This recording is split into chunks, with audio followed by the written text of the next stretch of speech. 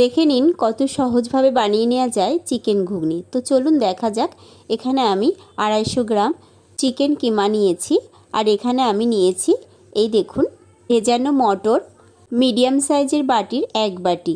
আর এখানে মশলা হিসেবে নিয়েছি একটা গোটা রসুনকে ছাড়িয়ে, আর নিয়েছি 4টে কাঁচা লঙ্কা, 4টে শুকনো লঙ্কা, একটা টমেটো, কিছুটা আদা, আর নিয়েছি 2টো পেঁয়াজ কুচি। তো সমস্ত কিছু আমি বেটে পেস্ট করে নিয়েছি।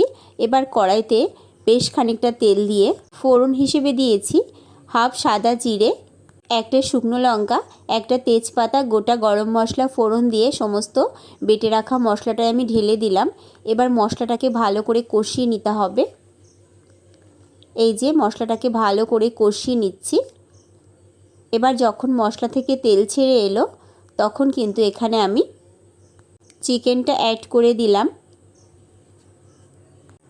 এবার দিয়ে দিচ্ছি স্বাদ মতো নুন, হলুদ গুঁড়ো, জিরের গুঁড়ো, ধনের গুঁড়ো দিয়ে ভালো করে সমস্তটা কষিয়ে নিচ্ছি।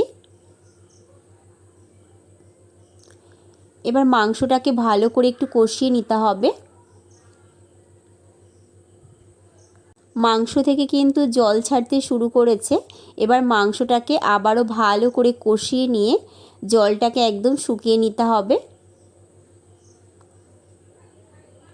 মাংসটাকে যত ভালো করে কষিয়ে নেওয়া হবে এটা খেতে কিন্তু অনেক বেশি ভালো লাগবে। তাই মাংসটাকে একটু ভালো করে কষিয়ে নিয়েছি। এবার যখন মাংস থেকে আবারও ভালো করে একটু তেল ছেড়ে এলো তখন কিন্তু এখানে আমি অল্প জলে সেদ্ধ করা মটরটাকে অ্যাড করে দিলাম, আর দিয়ে দিলাম পরিমাণ মতো গরম জল। আপনারা ঝোলটা যেমন রাখবেন ঠিক সেই পরিমাণে গরম জল অ্যাড করবেন। মাথায় রাখতে হবে ঝোলটা কিন্তু ফুটনো গরম জলই অ্যাড করবেন।